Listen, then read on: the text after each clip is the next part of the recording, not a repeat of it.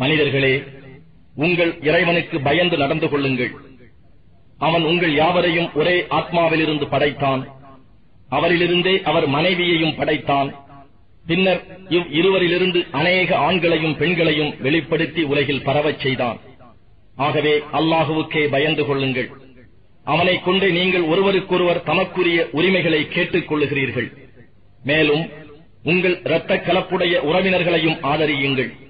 நிச்சயமாக அல்லாஹ் உங்கள் மீது கண்காணிப்பவனாகவே இருக்கின்றான். நீங்கள் அனாதைகளின் பொருட்களை அவர்களுக்கு வயது வந்தவுடன் குறைவின்றி கொடுத்து விடுங்கள். நல்லதற்கு பதிலாக கெட்டதை மாற்றியும் கொடுத்து விடாதீர்கள். அவர்களுடைய பொருட்களை உங்கள் பொருட்களுடன் சேர்த்து சாப்பிட்டு விடாதீர்கள். நிச்சயமாக இது பெரும் பாவமாகும். அனாதை பெண்களை திருமணம் செய்து அவர்களிடம் நீங்கள் நியாயமாக நடக்க முடியாது என்று பயந்தீர்களானால் உங்களுக்கு பிடித்தமான பெண்களை மணந்து கொள்ளுங்கள். 2-2ஆகவோ 3-3ஆகவோ நன்னான்காகவோ. ஆனால் நீங்கள் இவர்களிடையே நியாயமாக நடக்க முடியாது என்று பயந்தால் ஒரு பெண்ணையே மணந்து கொள்ளுங்கள். அல்லது உங்கள் வலக்கரங்களுக்கு சொந்தமான ஓர் அடிமை பெண்ணை கொண்டு போதுமாக்கிக் கொள்ளுங்கள். இதுவே நீங்கள் அநியாயம் செய்யாமல் இருப்பதற்கு சுலபமான முறையாகும். நீங்கள் மனம் செய்து கொண்ட பெண்களுக்கு அவர்களுடைய மகர் பணத்தை மகிழ்வோடு கொடையாக கொடுத்து விடுங்கள். அதிலிருந்து ஏதேனும் ஒன்றை மனம் ஒப்பி அவர்கள் உங்களுக்கு கொடுத்தால் அதை தாராளமாக மகிழ்வுடன் புசியுங்கள். அனாதைகளின் பொருளுக்கு நீங்கள் மேலாளராக ஏற்பட்டால் அவர்கள் புத்தி குறைவானவர்களாக இருப்பின் வாழ்க்கைக்கு ஆதாரமாக அல்லாஹ் உங்களிடம் ஆக்கித் தந்த செல்வத்தை அவர்களிடம் ஒப்படைக்க வேண்டாம். எனினும் அவர்களுக்கு அதிலிருந்து உணவளியுங்கள், ஆடையும் அளியுங்கள். இன்னும் அவர்களிடம் கனிவான வார்த்தைகள் கொண்டே பேசுங்கள். அனாதைகளை அவர்கள் திருமண வயது அடையும் வரை அவர்கள் முன்னேற்றம் கருதி சோதித்துக் கொண்டிருங்கள். அவர்கள் மனப்பருவத்தை அடைந்ததும் அவர்கள் தங்கள் சொத்தை நிர்வகிக்கும் ஆற்றல் அறிவை பெற்றுவிட்டால் அவர்களிடம் அவர்கள் சொத்தை ஒப்படைத்து விடுங்கள். அவர்கள் பெரியவர்களாகி தம் பொருள்களை திரும்ப பெற்று விடுவார்கள் என்று அவர்கள் சொத்தை அவசரமாகவும் வீண் விரயமாகவும் சாப்பிடாதீர்கள். இன்னும் அநாதைகளின் பொறுப்பேற்றுக் கொண்டவர் செல்வந்தராக இருந்தால் அச்சொத்திலிருந்து ஊதியம் பெறுவதை தவிர்த்துக் கொள்ளட்டும். ஆனால் அவர் ஏழையாக இருந்தால் நியாயமான அளவு சாப்பிட்டுக் கொள்ளவும். மேலும் அவர்களுடைய பொருட்களை அவர்களிடம் ஒப்படைக்கும் போது அவர்கள் மீது சாட்சிகளை ஏற்படுத்திக் கொள்ளுங்கள். உண்மையாக கணக்கெடுப்பதில் அல்லாஹ்வே போதுமானவன். பெற்றோரோ நெருங்கிய உறவினர்களோ விட்டுச் சென்ற சொத்தில் ஆண்களுக்கு பாகம் உண்டு. அவ்வாறே பெற்றோரோ நெருங்கிய உறவினரோ விட்டுச் சென்ற சொத்தில் பெண்களுக்கும் பாகம் உண்டு. அதில் இருந்துள்ள சொத்து குறைவாக இருந்தாலும் சரி, அதிகமாக இருந்தாலும் சரியே. இது அல்லாஹ்வினால் விதிக்கப்பட்ட பாகமாகும். பாகப் பிரிவினை செய்யும் போது பாகத்திற்கு உரிமையில்லா உறவினர்களோ அனாதைகளோ ஏழைகளோ வந்து விடுவார்களானால் அவர்களுக்கும் அச்சொத்திலிருந்து வழங்குங்கள்.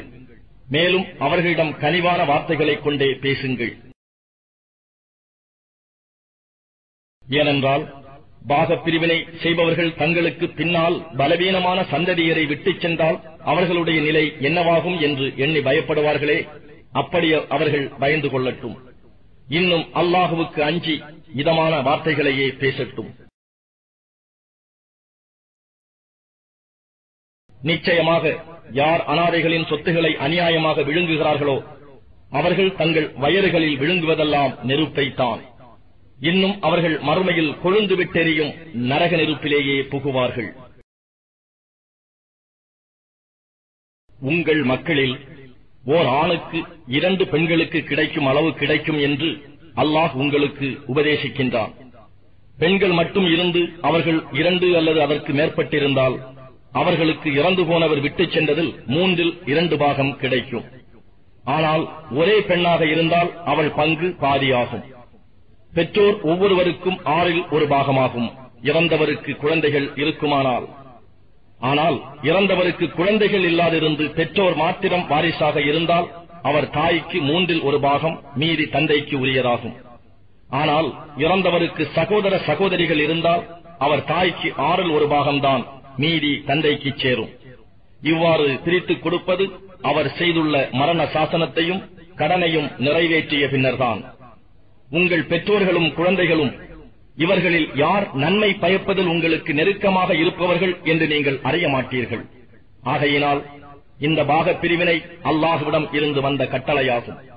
நிச்சயமாக அல்லாஹ் யாவற்றையும் நன்கறிந்தவனாகவும் மிக்க ஞானமுடையவனாகவும் இருக்கின்றான். இன்னும் உங்கள் மனைவியர் விட்டுச் சென்றதில் அவர்களுக்கு பிள்ளை இல்லாதிருந்தால் உங்களுக்கு பாதி பாகம் உண்டு. அவர்களுக்கு பிள்ளை இருந்தால் உங்களுக்கு கால் பாகம்தான். இதுவும் அவர்கள் செய்திருக்கிற மரண சாசனத்தையும் கடனையும் நிறைவேற்றிய பின்னர்தான்.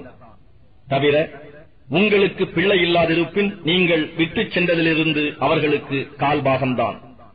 உங்களுக்கு பிள்ளைகள் இருந்தால் அப்போது அவர்களுக்கு நீங்கள் விட்டுச் சென்றதில் 8 1 பாகம்தான். இதுவும் நீங்கள் செய்திருக்கும் மரண சாசனத்தையும் கடனையும் நிறைவேற்றிய பின்னரேதான். தந்தை பாட்டன் போன்ற முன் வாரிசுகளோ அல்லது பிள்ளை பேரன் போன்ற பின் வாரிசுகளோ இல்லாத ஓர் ஆணோ அல்லது ஒரு பெண்ணோ இவர்களுக்கு ஒரு சகோதரனோ அல்லது சகோதரியோ இருந்தால் அவர்கள் ஒவ்வொருவருக்கும் 6 1 பாகம் உண்டு. ஆனால் 2க்கு அதிகமாக இருந்தால் அவர்கள் 3 1 பாகத்தில் சமமாக பங்கிட்டுக் கொள்ள வேண்டும். இதுவும் அவர்களின் மரண சாசனமும் கடனும் நிறைவேற்றிய பின்னர்தான். ஆனால் மரண சாசனத்தை கொண்டு வாரிசுகள் எவருக்கும் நஷ்டம் ஏற்படக்கூடாது. இது அல்லாஹ்வினால் விதிக்கப்பட்டதாகும். இன்னும் அல்லாஹ் யாவற்றையும் நன்கறிந்தவனாகவும் மிக்க பொறுமை உடையோனுமாகவும் இருக்கின்றான். இவை அல்லாஹுவின் வரையறைகளாகும். எவர் இவை பற்றி அல்லாஹுவுக்கும் அவன் தூதருக்கும் கீழ்ப்படிந்து நடக்கிறார்களோ அவர்களை சுவனவதிகளில் பிரவேசிக்கச் செய்வான். அங்கு கீழே ஆறுகள் சதா ஓடிக்கொண்டிருக்கும். அவர்கள் அங்கே என்றென்றும் இருப்பார்கள். இது மகத்தான பாக்கியமாகும். எவன் அல்லாஹுவுக்கும் அவன் தூதருக்கும் மாறு செய்கிறானோ, இன்னும் அவன் விதித்துள்ள வரம்புகளை மீறுகிறானோ, அத்தகையவன் நரகத்தில் புகுத்தப்படுவான். அவன் அங்கு என்றென்றும் தங்கிவிடுவான். மேலும் அவனுக்கு இழிவான வேதனையும் உண்டு. உங்கள் பெண்களில் எவளேனும் மானக்கேடான செயல் செய்துவிட்டதாக குற்றம் சுமத்தப்பட்டால் அதை நிரூபிக்க உங்களில் இருந்து 4 பேர்களை அழையுங்கள். அவர்கள் அதை மெய்ப்படுத்தி சாட்சி கூறிவிட்டால் அப்பெண்களை மரணம் முடிவாக்கும் வரையில் அல்லது அவர்களுக்கு அல்லாஹ் ஒரு வழியை உண்டாக்கும் வரையில் அவர்களை வீடுகளில் தடுத்து வையுங்கள். உங்கள் ஆண்களில் இருவர் இம்மானக்கேடான காரியத்தை செய்துவிட்டால் அவ்விருவருக்கும் தண்டனை கொடுங்கள். அவ்விருவரும் தாம் செய்த குற்றத்தை நினைத்து வருந்தி தௌபா செய்து தங்களை திருத்திக் கொண்டால் அவர்களை புறக்கணித்து விட்டு விடுங்கள். நிச்சயமாக அல்லாஹ் மன்னிப்போனும் கிருபை உடையோனுமாக இருக்கின்றான். எவர்கள் தங்கள் அறியாமையினால் தீவினை செய்து அதனை பாவமென உணர்ந்து விரைவில் மன்னிப்பு தேடி அதிலிருந்து நீங்கிக் கொள்கிறார்களோ அவர்களை மன்னிப்பது அல்லாஹ்வின் மீது கடமையாகி விடுகின்றது. ஆகவே அவர்கள் பால் அல்லாஹ் கருணையுடன் திரும்புகிறான். இன்னும் அல்லாஹ் நன்கறிந்தோனும் ஞானம் உடையோனுமாக இருக்கின்றான். இன்னும் எவர்கள் தீவினைகளை தொடர்ந்து செய்து கொண்டே இருந்து முடிவில் அவர்களை மரணம் நெருங்கிய போது நிச்சயமாக இப்பொழுது நான் பாவங்களுக்காக வருந்தி மன்னிப்பு தேடுகிறேன் என்று கூறுகின்றார்களோ அவர்களுக்கும், எவர் காபிர்களாகவே மறைக்கிறார்களோ அவர்களுக்கும் பாவ மன்னிப்பு இல்லை. இத்தகையோருக்கு துன்பம் கொடுக்கும் வேதனையே இல்லை. இத்தகையோருக்கு துன்பம் கொடுக்கும் வேதனையே நாம் சித்தப்படுத்தி வைத்துள்ளோம். நம்பிக்கை கொண்டவர்களே, பெண்களை அவர்கள் மனப்பொருத்தம் இல்லாத நிலையில் நீங்கள் பலவந்தப்படுத்தி அனந்தரமாக கொள்வது கூடாது. பகிரங்கமான கெட்ட செயலை அவர்கள் செய்தால் ஒழிய பெண்களுக்கு நீங்கள் கொடுத்ததிலிருந்து சிலவற்றை எடுத்துக் கொள்ளும் பொருட்டு அவர்களுக்கு துன்பம் கொடுத்து தடுத்து வைக்காதீர்கள். இன்னும் அவர்களுடன் கனிவோடு நடந்து கொள்ளுங்கள்.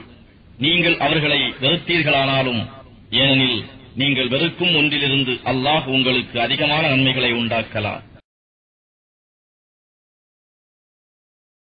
நீங்கள் ஒரு மனைவியை விலக்கிவிட்டு அவளுக்கு பதிலாக மற்றொரு மனைவியை மணந்து கொள்ள நாடினால், முந்தைய மனைவிக்கு ஒரு பொருட்குவியலையே கொடுத்திருந்த போதிலும் அதிலிருந்து எதையும் திரும்ப எடுத்துக் கொள்ளாதீர்கள்.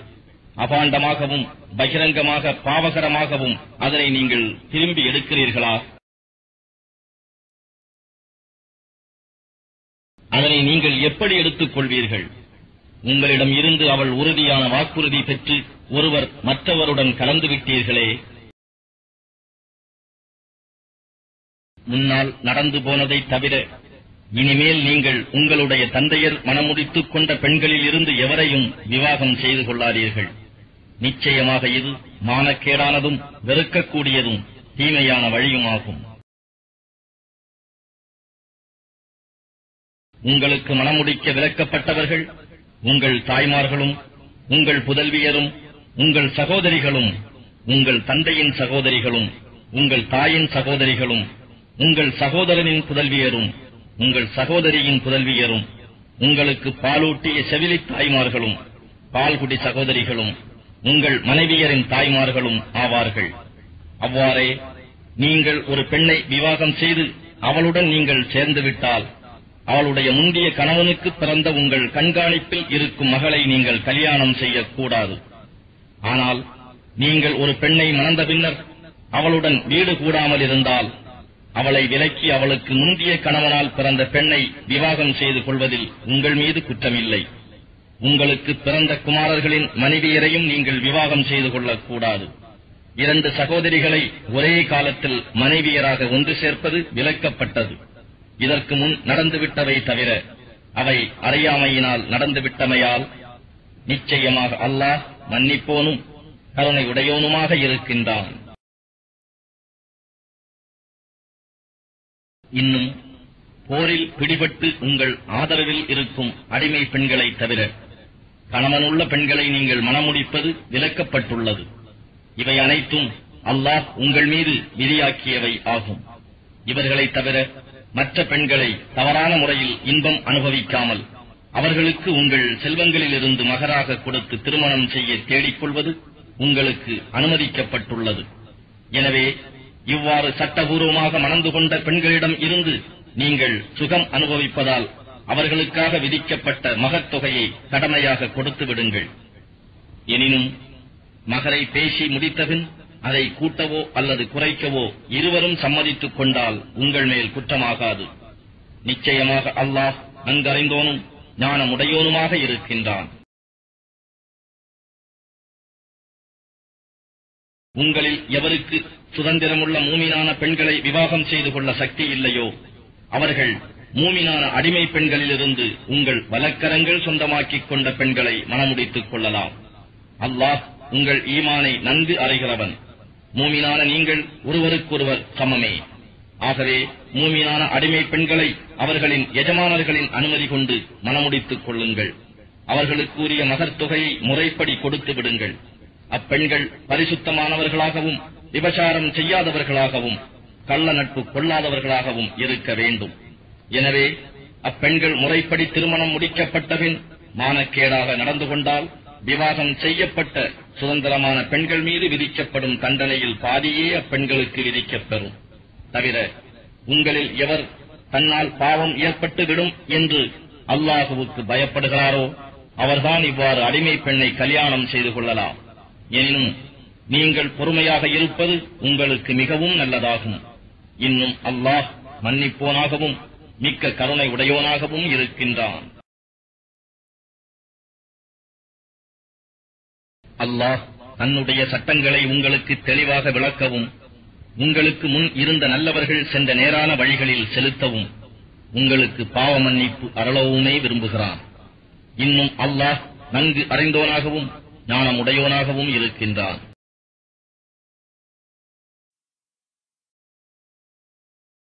மேலும் அல்லாஹ் உங்களுக்கு பாவ மன்னிப்பு அளிக்க விரும்புகிறான்.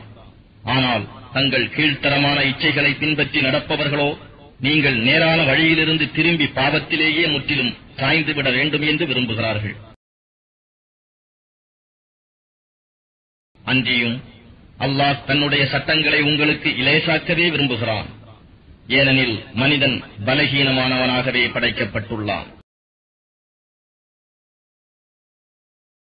நம்பிக்கை கொண்டவர்களே, உங்களில் ஒருவருக்கொருவர் பொருந்திக் கொள்ளும் முறையில் ஏற்படுகிற வர்த்தகம் அல்லாமல் ஒருவர் மற்றொருவரின் பொருட்களை தவறான முறையில் உண்ணாதீர்கள். நீங்கள் உங்களையே கொலை செய்து கொள்ளாதீர்கள். நிச்சயமாக அல்லாஹ் உங்களிடம் மிக்க கருணை உடையவனாக இருக்கின்றான். எவரேனும் அல்லாஹுவின் வரம்பை மீறி அநியாயமாக இவ்வாறு செய்தால் விரைவாகவே அவரை நாம் நரக நெருப்பில் நுழையச் செய்வோம். அல்லாஹுவுக்கு இது சுலபமானதேயாகும். நீங்கள் எவற்றை செய்யக்கூடாது என்று விலக்கப்பட்டிருக்கிறீர்களோ அத்தகைய பாவமான செயல்களிலிருந்து நீங்கள் விலகிக் கொண்டால் நாம் உங்களுடைய சிறிய பாவங்களுக்கு அவற்றை பரிகாரமாக்கி மன்னிப்பளிப்போம். மேலும் உங்களை மிக்க மரியாதைக்குரிய இடங்களிலும் புகுத்துவோம். மேலும் எதன் மூலம் உங்களில் சிலரை வேறு சிலரை விட மேன்மையாக்கி இருக்கின்றானோ அதனை அடைய வேண்டும் என்று பேராசை கொள்ளாதீர்கள். ஆண்களுக்கு அவர்கள் சம்பாதித்தவற்றில் உரிய பங்கு உண்டு. அவ்வாறே பெண்களுக்கும் அவர்கள் சம்பாதித்தவற்றில் உரிய பங்கு உண்டு. எனவே அல்லாஹ்விடம் அவன் அருளை கேளுங்கள். நிச்சயமாக அல்லாஹ் எல்லா பொருட்களையும் நன்கு அறிந்தவனாக இருக்கின்றான். இன்னும் தாய் தந்தையரும் நெருங்கிய பந்துக்களும் விட்டுச் செல்கின்ற செல்வத்திலிருந்து விகிதப்படி அதை அடையும் வாரிசுகளை நாம் குறிப்பாக்கியுள்ளோம். அவ்வாறே நீங்கள் உடன்படிக்கை செய்து கொண்டோருக்கும் அவர்களுடைய பாகத்தை அவர்களுக்கு கொடுத்து விடுங்கள். நிச்சயமாக அல்லாஹ் எல்லா பொருட்கள் மீதும் சாட்சியாளனாக இருக்கிறான். ஆண் பெண் இருபாலரில் அல்லாஹ் சிலரை விட மேன்மைப்படுத்தி வைத்திருக்கிறான். ஆண்கள் தங்கள் சொத்துகளிலிருந்து பெண் பாலருக்காக செலவு செய்து வருவதினாலும் ஆண்கள் பெண்களை நிர்வகிக்க வேண்டியவர்களாக இருக்கின்றனர். எனவே நல்லொழுக்கமுடைய பெண்டிர் தங்கள் கணவன்மார்களிடம் விசுவாசமாகவும் பணிந்தும் நடப்பார்கள். தங்கள் கணவன்மார்கள் இல்லாத சமயத்தில் பாதுகாக்கப்பட வேண்டியவற்றை அல்லாஹுவின் பாதுகாவல் கொண்டு பாதுகாத்துக் கொள்வார்கள். எந்த பெண்கள் விஷயத்தில் அவர்கள் தம் கணவருக்கு மாறு செய்வார்கள் என்று நீங்கள் அஞ்சுகிறீர்களோ அவர்களுக்கு நல்லுபதேசம் செய்யுங்கள். அதிலும் அவர்கள் திருந்தாவிடில் அவர்களை படுக்கையிலிருந்து விலக்கிவிடுங்கள். அதிலும் திருந்தாவிட்டால் அவர்களை இலேசாக அடியுங்கள். அவர்கள் உங்களுக்கு வழிபட்டு விட்டால் அவர்களுக்கு எதிராக வேறு வழிகளை தேடாதீர்கள். நிச்சயமாக அல்லாஹ் மிக உயர்ந்தவனாகவும் வலுப்பமுடையவனாகவும் இருக்கின்றான். கணவன் மனைவி ஆகிய இருவரிடையே பிணக்கு உண்டாகி பிரிவினை ஏற்பட்டுவிடும் என்று நீங்கள் அஞ்சினால் கணவனின் உறவினர்களில் இருந்து ஒருவரையும் மனைவியின் உறவினர்களில் இருந்து ஒருவரையும் மத்தியஸ்தர்களாக ஏற்படுத்துங்கள். அவ்விருவரும் சமாதானத்தை விரும்பினால் அல்லாஹ் இருவரிடையே ஒற்றுமை ஏற்படும்படி செய்து விடுவான். நிச்சயமாக அல்லாஹ் நன்கு அறிபவனாகவும் நன்கு உணர்கிறவனாகவும் இருக்கின்றான். மேலும் அல்லாஹுவையே வழிபடுங்கள். அவனுடன் எந்த பொருளையும் இணை வைக்காதீர்கள்.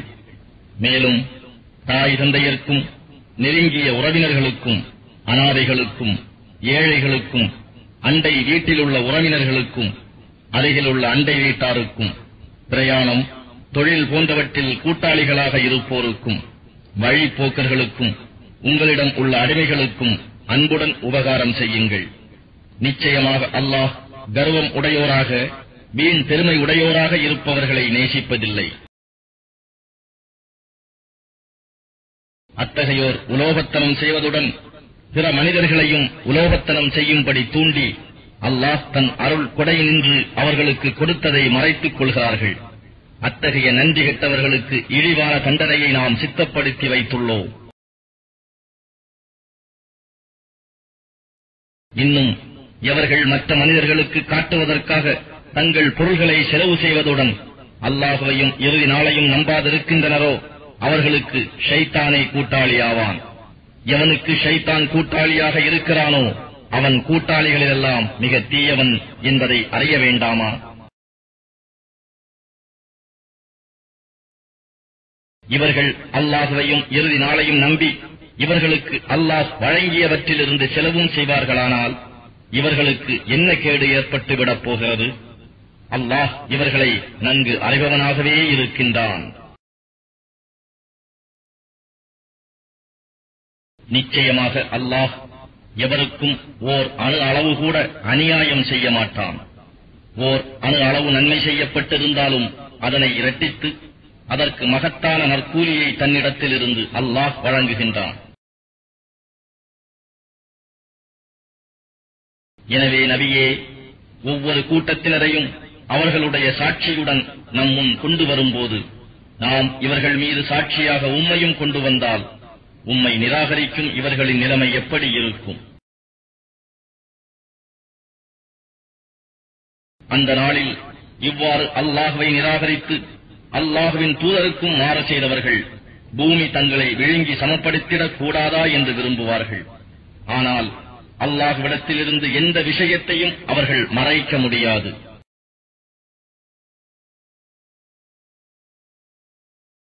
நம்பிக்கை கொண்டவர்களே, நீங்கள் ஓதுவது இன்னது என்று நீங்கள் அறிந்து கொள்ள முடியாதவாறு நீங்கள் போதையில் இருக்கும்போது தொழுகைக்கு நெருங்காதீர்கள்.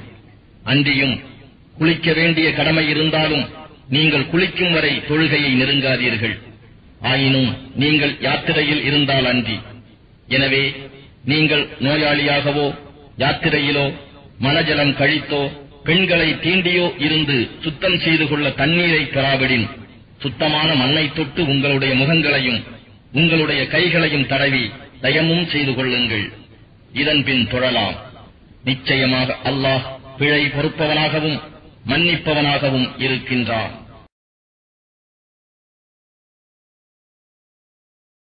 நபியே, வேதத்திலிருந்து ஒரு பாகம் கொடுக்கப்பட்டோரை நீர் கவனிக்கவில்லையா? அவர்கள் வழிகேட்டை விலைக்கு வாங்கிக் கொள்ளுகின்றனர். நீங்கள் வழிகெட்டு விட வேண்டும் என்றும் அவர்கள் விரும்புகிறார்கள். மேலும் அல்லாஹ் உங்கள் பகைவர்களை நன்கறிவான்.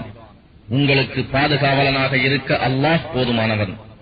உங்களுக்கு உதவியாளனாக இருக்கவும் அல்லாஹ் போதுமானவன். யூதர்களில் சிலர் வேத வாக்குகளின் கருத்தை அதற்கு உரிய இடத்திலிருந்து புரட்டுகின்றனர். இன்னும் உம்மை நோக்கி, நபியே, நீர் சொன்னதை நாம் கேட்டோம், ஆனால் அதற்கு மாறாகவே செய்வோம். இன்னும் நாம் கூறுவதை நீர் கேளும். நீர் கூறுவது செவியேறாது போகட்டும் என்று கூறி ராயினா என்று தங்கள் நாவுகளை கோணிக்கொண்டு பேசி சன்மார்க்கத்தை பழிக்கின்றனர். ஆனால் இதற்கு பதிலாக அவர்கள், நாம் செவியேற்றோம், இன்னும் உமக்கு நாங்கள் வழிபட்டோம், இன்னும் நாம் சொல்வதை கேளுங்கள், எங்களை அன்போடு கவனியுங்கள், உன்குர்னா என்று கூறி பார்ப்பார்களானால் அது அவர்களுக்கு நன்மையாகவும் மிக்க நேர்மையாகவும் இருந்திருக்கும். ஆனால் அவர்களுடைய குஃப்ரின் நிராகரிப்பின் காரணமாக அல்லாஹ் அவர்களை சபித்து விட்டான். ஆகையால் அவர்களில் சிலரை தவிர மற்றவர்கள் ஈமான் கொள்ள மாட்டார்கள்.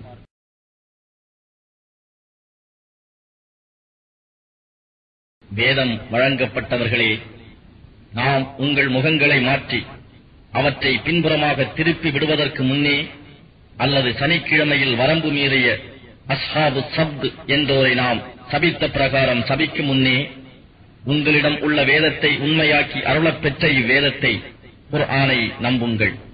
அல்லாஹ்வின் கட்டளை நிறைவேற்றப்பட்டே தீரும்.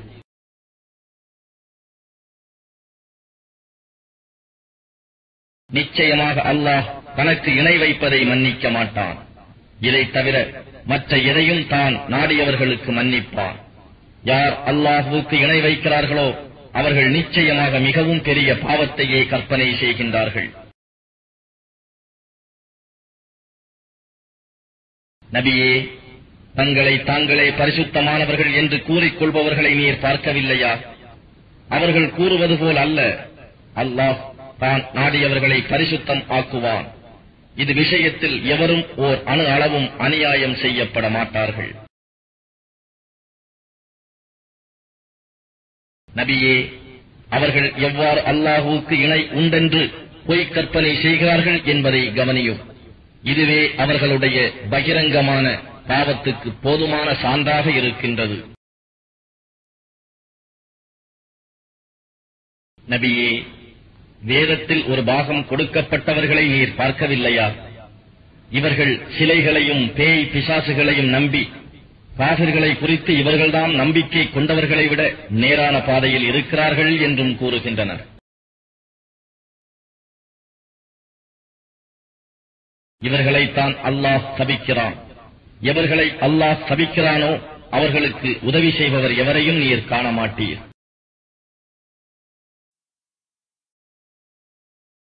இவர்களுக்கு இவ்வுலக ஆட்சியில் ஒரு சிறு பாகமாவது இருக்கிறதா? அப்படி இருந்தால் மற்ற மனிதர்களுக்கு அதிலிருந்து ஓர் எள்ளளவும் கொடுக்க மாட்டார்கள். அல்லாஹ் தன் அருளினால் மனிதர்களுக்கு வழங்கியவற்றின் மீது இவர்கள் பொறாமை கொள்கின்றார்களா? இன்னும் நாம் நிச்சயமாக இப்ராஹீமின் சந்ததியினருக்கு வேதத்தையும் ஞானத்தையும் கொடுத்தோம். அத்துடன் மாபெரும் அரசாங்கத்தையும் அவர்களுக்கு கொடுத்தோம். அவ்வாறிருந்தும் அவர்களில் சிலர் நம்பிக்கை கொண்டார்கள், சிலர் தங்கள் முகங்களை திருப்பிக் கொண்டார்கள். இவ்வாறு முகம் திருப்பிக் கொண்டோருக்கு கொழுந்து விட்டெறியும் நரகமே போதுமானது. யார் நம் வேத வசனங்களை நிராகரிக்கிறார்களோ அவர்களை நாம் நிச்சயமாக நரகத்தில் புகுத்தி விடுவோம். அவர்கள் தோள்கள் கருகிவிடும் போதெல்லாம் அவையெல்லா வேறு தோள்களை அவர்கள் வேதனையை பூரணமாக அனுபவிப்பதற்கு என நாம் மாற்றிக்கொண்டே இருப்போம். நிச்சயமாக அல்லாஹ் மிகைத்தவனாகவும் ஞானமுள்ளவனாகவும் இருக்கின்றான். அவர்களில் எவர்கள் ஈமான் கொண்டு நன்மையான காரியங்களை செய்கிறார்களோ அவர்களை சுவனவதிகளில் புகுத்துவோம். அவற்றின் கீழே ஆறுகள் ஓடிக்கொண்டிருக்கும். அவற்றில் அவர்கள் என்றென்றும் இருப்பர். அங்கு அவர்களுக்கு பரிசுத்தமான துணைவியர் உண்டு. அவர்களை அடர்ந்த நிழலிலும் அமரச் செய்வோம். நம்பி உங்களிடம் ஒப்படைக்கப்பட்ட அமானிதங்களை அவற்றின் சொந்தக்காரர்களிடம் நீங்கள் ஒப்புவித்துவிட வேண்டும் என்றும், மனிதர்களிடையே தீர்ப்பு கூறினால் நியாயமாகவே தீர்ப்பு கூறுதல் வேண்டும் என்றும் உங்களுக்கு நிச்சயமாக அல்லாஹ் கட்டளையிடுகிறான். நிச்சயமாக அல்லாஹ் உங்களுக்கு இதில் மிகவும் சிறந்த உபதேசம் செய்கிறான்.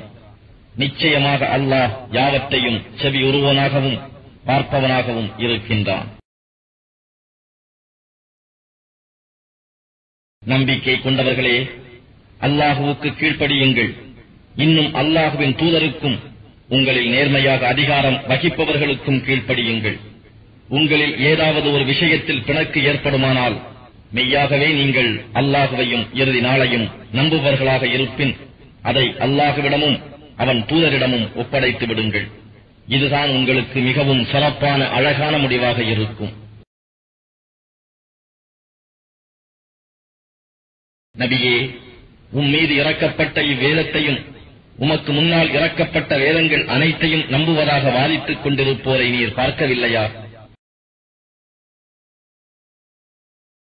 மேலும் அவர்களிடம் அல்லாஹ் இறக்கிய வேதத்தின் பக்கமும் அவனுடைய தூதரின் பக்கமும் தீர்ப்பு பெற வாருங்கள் என்று கூறப்பட்டால் அந்த முனாஃபிக்குகள் நயவஞ்சகர்கள் உம்மிடம் இருந்து முற்றிலும் நீங்கிக் கொள்ளுவதையே நீர் பார்ப்பீர்.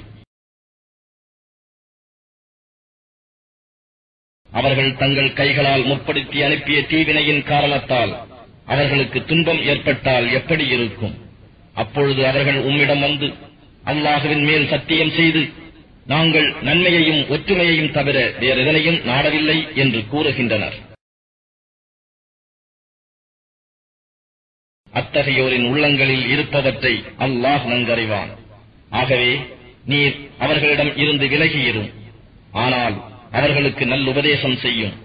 மேலும் அவர்களின் மனங்களில் பதியும்படி தெளிவான வார்த்தைகளை கூறும். அல்லாஹுவின் கட்டளைக்கு கீழ்ப்படிவதற்காகவே அன்றி மனிதர்களிடம் நாம் தூதர்களில் எவரையும் அனுப்பவில்லை. ஆகவே அம்மனிதர்களில் எவரும் தங்களுக்கு தாங்களே அநியாயம் செய்து கொண்டு உம்மிடம் வந்து அல்லாஹுவின் மன்னிப்பை கோரி அவர்களுக்காக அல்லாஹுவின் தூதராகிய நீரும் மன்னிப்பு கேட்டிருந்தால் அல்லாஹுவை மன்னிப்பவனாகவும் மிக்க கருணை உடையவனாகவும் அவர்கள் கண்டிருப்பார்கள்.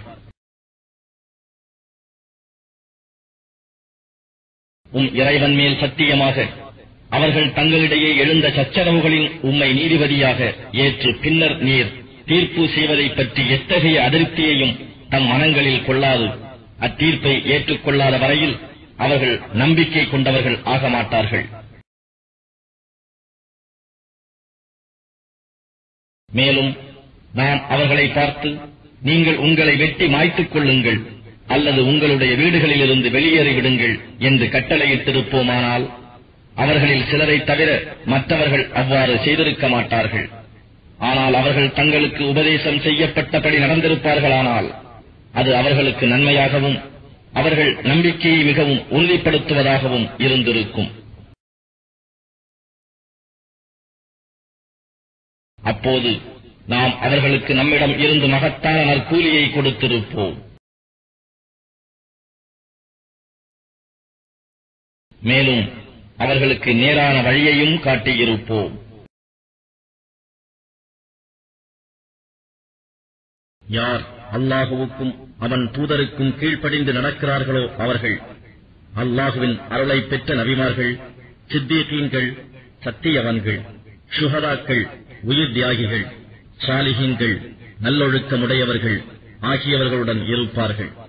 இவர்கள் தாம் மிக்க அழகான தோழர்கள் ஆவார்கள். இது அல்லாஹுவிடம் இருந்து கிடைத்துள்ள அருட்கொடையாகும். எல்லாவற்றையும் அறிந்து கொள்வதில் அல்லாஹ் போதுமானவனாக இருக்கின்றான். நம்பிக்கை கொண்டவர்களே, போர் நடக்கும் போது நீங்கள் எச்சரிக்கையாக இருந்து கொள்ளுங்கள்.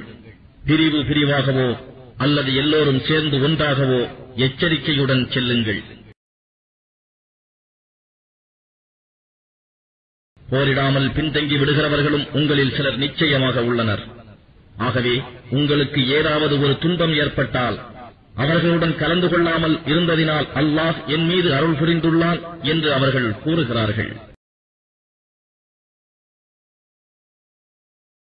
அல்லாஹுவிடம் இருந்து உங்களுக்கு ஒரு பாக்கியம் கிடைக்குமானால் உங்களுக்கும் அவர்களுக்கும் இடையே நேசமே இல்லாத அந்நியர்கள் போல் நானும் அவர்களுடன் இருந்திருக்க கூடாதா? அப்படி இருந்திருந்தால் நானும் பெரும் பாக்கியத்தை அடைந்திருப்பேனே என்று நிச்சயமாக கூறுவார்கள். எனவே மறு உலக வாழ்க்கைக்காக இவ்வுலக வாழ்க்கையை விற்று விடுபவர்கள் அல்லாஹுவின் பாதையில் போரிடுவார்களாக. யார் அல்லாஹுவின் பாதையில் போர் புரிந்து கொல்லப்பட்டாலும் சரி அல்லது வெற்றியடைந்தாலும் சரி, அவருக்கு நாம் விரைவாக மகத்தான நற்கூலியை கொடுப்போம். பலகீனமான ஆண்களையும் பெண்களையும் சிறு குழந்தைகளையும் பாதுகாப்பதற்காக அல்லாஹுவின் பாதையில் நீங்கள் போர் செய்யாதிருக்க காரணம் யாது? அவர்களோ, எங்கள் இறைவனே, அக்கிரமக்காரர்கள் இருக்கும் இவ்வூரை விட்டு எங்களை வெளிப்படுத்துவாயாக, எங்களுக்காக உன்னிடம் இருந்து தக்க ஒரு பாதுகாவலனை அளித்து அருள்வாயாக, இன்னும் எங்களுக்காக உன்னிடம் இருந்து ஓர் உதவியாளனையும் அளித்தருள்வாயாக என்று பிரார்த்தனை செய்கிறார்கள்.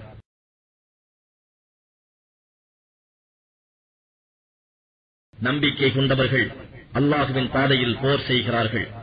நிராகரிப்பவர்கள் ஷைத்தானின் பாதையில் போர் செய்கிறார்கள். ஆகவே மூமீன்களாகிய நீங்கள் ஷைத்தானின் நண்பர்களுக்கு எதிராக போர் புரியுங்கள். நிச்சயமாக ஷைத்தானின் சூழ்ச்சி பலகீனமானதேயாகும்.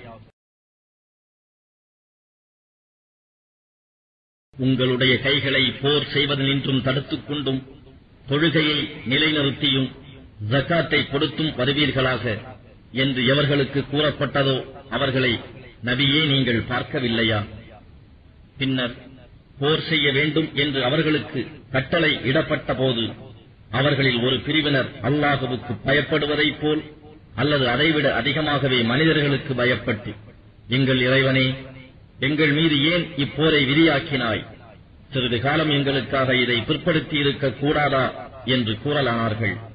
நபியே, நீர் கூறுவீராக, இவ்வுலக இன்பம் அற்பமானது, மறு உலக இன்பம் பயபக்தி உடையோருக்கு மிகவும் மேலானது. நீங்கள் எல்லளவேனும் அநியாயம் செய்யப்பட மாட்டீர்கள். நீங்கள் எங்கிருந்த போதிலும் உங்களை மரணம் அடைந்தே தீரும். நீங்கள் மிகவும் உறுதியாக கட்டப்பட்ட கோட்டைகளில் இருந்த போதிலும் சரியே. போருக்குச் சென்ற முனாஃபிக்குகளுக்கு ஏதேனும் ஒரு நன்மை ஏற்பட்டால் இது அல்லாஹுவிடம் இருந்து கிடைத்தது என்று கூறுகிறார்கள். ஆனால் அவர்களுக்கு ஏதாவது தீங்கு ஏற்பட்டாலோ இது உங்களிடம் இருந்துதான் ஏற்பட்டது, நபியிடம் இருந்துதான் என்று கூறுகிறார்கள். நபியே, அவர்களிடம் கூறும், எல்லாம் அல்லாஹுவிடம் இருந்தே வந்திருக்கின்றன. இந்த மக்களுக்கு என்ன நேர்ந்து விட்டது? எந்த ஒரு விஷயத்தையும் அவர்களுக்கு சிறிதும் விளங்கிக் கொள்ள முடியவில்லையே.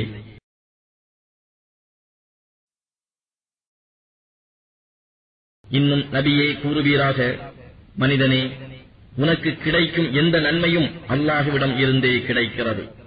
இன்னும் உனக்கு ஏதாவது ஒரு தீங்கு ஏற்பட்டால் அது உன்னால் தான் வந்தது. நபியே, நாம் உம்மை மனிதர்களுக்கு இவற்றை எடுத்துக் கூறுவதற்காக தூதராகவே அனுப்பியுள்ளோம். இதற்கு அல்லாஹ்வே போதுமான சாட்சியாக இருக்கின்றான். எவர் அல்லாஹுவின் தூதருக்கு கீழ்ப்படுகிறாரோ அவர் அல்லாஹுவுக்கு கீழ்ப்படுகிறார். யாராவது ஒருவர் இவ்வாறு கீழ்ப்படிவதை நிராகரித்தால் நீர் வருந்த வேண்டியதில்லை. ஏனெனில் நாம் உம்மை அவர்களின் மேல் கண்காணிப்பவராக அனுப்பவில்லை.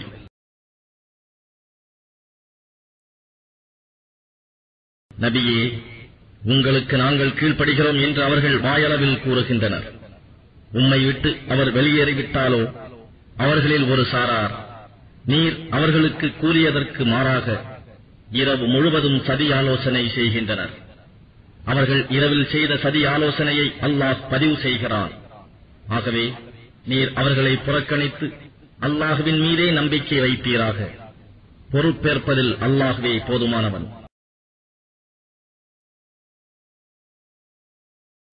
அவர்கள் இந்த குர்ஆனை கவனமாக சிந்திக்க வேண்டாமா? இது அல்லாஹ் அல்லாத பிறரிடம் இருந்து வந்திருந்தால் இதில் ஏராளமான முரண்பாடுகளை அவர்கள் கண்டிருப்பார்கள்.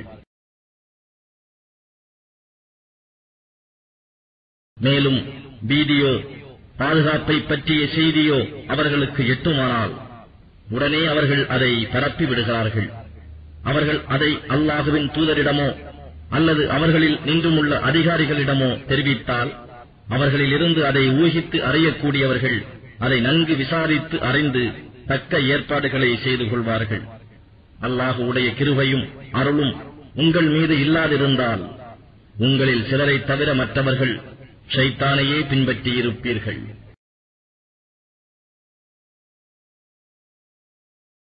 எனவே நீர் அல்லாஹுவின் பாதையில் போர் புரிவீராக.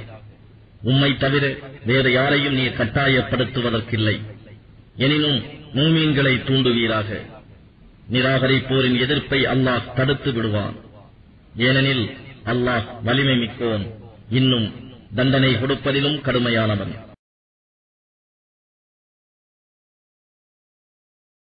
எவரேனும் ஒரு நன்மையான காரியத்துக்கு சிபாரிசு செய்தால் அதில் ஒரு பாகம் அவருக்கும் உண்டு.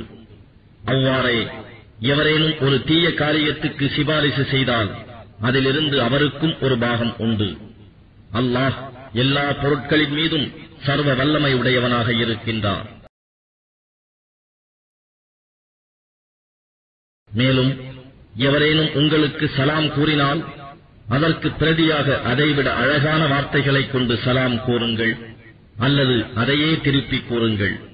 நிச்சயமாக அல்லாஹ் எல்லா பொருட்களின் மீதும் கணக்கெடுப்பவனாக இருக்கின்றான்.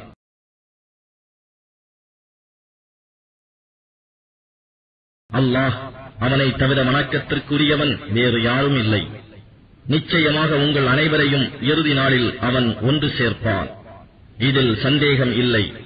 மேலும் அல்லாஹ்வை பார்க்கிலும் சொல்லில் உண்மையுடையோர் யார்?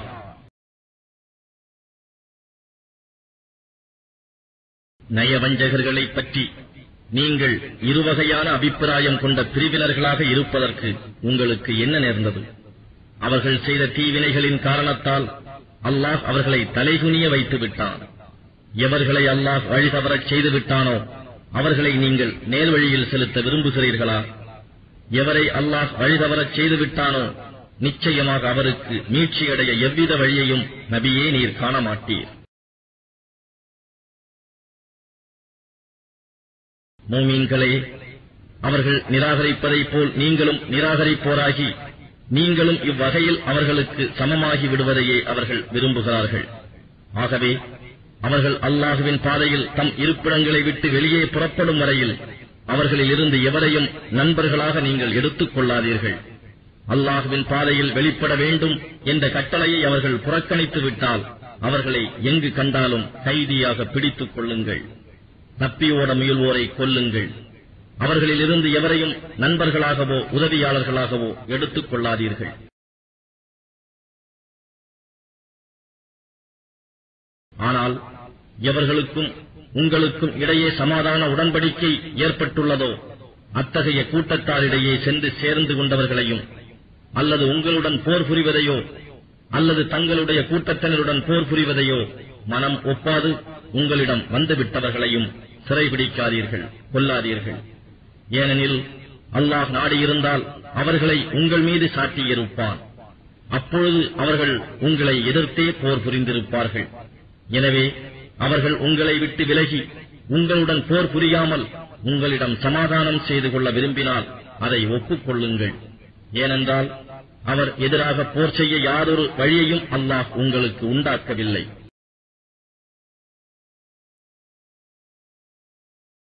வேறு சிலரையும் நீங்கள் காண்பீர்கள், அவர்கள் உங்களிடம் அபயம் பெற்றுக் கொள்ளவும் உங்கள் பகைவர்களான தம் இனத்தாரிடம் அபயம் பெற்றுக் கொள்ளவும் விரும்புவார்கள். எனினும் விஷமம் செய்வதற்கு அவர்கள் அழைக்கப்பட்டால் அதிலும் தலைகீழாக விழுந்து விடுவார்கள். இத்தகையோர் உங்கள் பகையிலிருந்து விலகாமலும் உங்களுடன் சமாதானத்தை வேண்டாமலும் உங்களுக்கு தீங்கிழைப்பது நின்று தங்கள் கைகளை தடுத்துக் கொள்ளாமலும் இருந்தால் இவர்களை கண்டவிடமெல்லாம் கைதியாக பிடித்துக் கொள்ளுங்கள். இன்னும் தப்பியோட முயல்வோரை கொல்லுங்கள். இத்தகையோருடன் போர் செய்ய நாம் தெளிவான அனுமதியை உங்களுக்கு கொடுத்துள்ளோம்.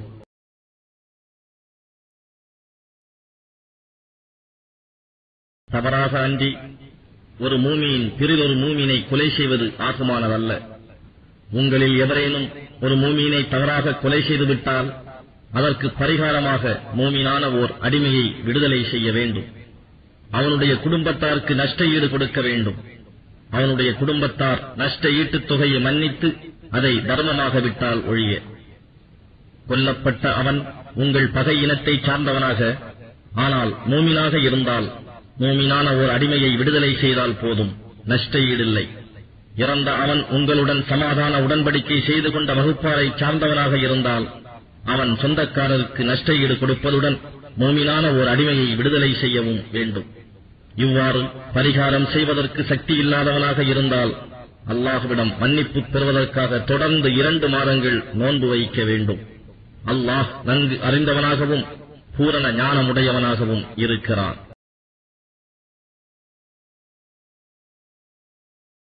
எவனேனும் ஒருவன் ஒரு மூமினை வேண்டுமென்றே கொலை செய்வானாயின் அவனுக்கு உரிய தண்டனை நரகமேயாகும்.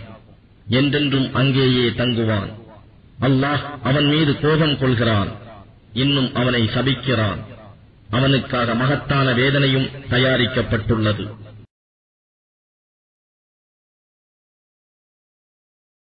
மூமின்களே, அல்லாஹுடைய பாதையில் போருக்கு நீங்கள் சென்றால் போர் முனையில் உங்களை எதிர்த்து சண்டை செய்வோர் மூமீன்களா அல்லது மற்றையோரா என்பதை தெளிவாக அறிந்து கொள்ளுங்கள். அவர்களில் எவரேனும் தாம் மூமீன் என்பதை அறிவிக்கும் பொருட்டு உங்களுக்கு சலாம் சொன்னால் இவ்வுலக வாழ்க்கையின் அற்பமான அழியக்கூடிய பொருட்களை அடையும் பொருட்டு நீ மூமீன் அல்ல என்று கூறி அவரை கொன்று விடாதீர்கள். அல்லாஹ்விடம் ஏராளமான பொருட்கள் இருக்கின்றன. இதற்கு முன்னர் நீங்களும் பயந்து பயந்து இவ்வாறே இருந்தீர்கள். அல்லாஹ் உங்கள் மீது அருள் புரிந்தான். எனவே நீ கூறியவாறு போர் முனையில் நீங்கள் தெளிவுபடுத்திக் கொள்ளுங்கள். நிச்சயமாக அல்லாஹ் நீங்கள் செய்வதையெல்லாம் நன்கு அறிந்தவனாகவே இருக்கின்றான். மேன்மையாக்கி வைத்துள்ளான். எனினும் ஒவ்வொருவருக்கும் அவர்களுடைய உறுதிப்பாட்டுக்கு தக்கபடி நன்மையை அல்லாஹ் வாக்களித்துள்ளான். ஆனால் அறப்போர் செய்வோருக்கோ போருக்குச் செல்லாது உட்கார்ந்திருப்போரை விட அல்லாஹ் மகத்தான நற்கூலியால் மேன்மையாக்கியுள்ளான்.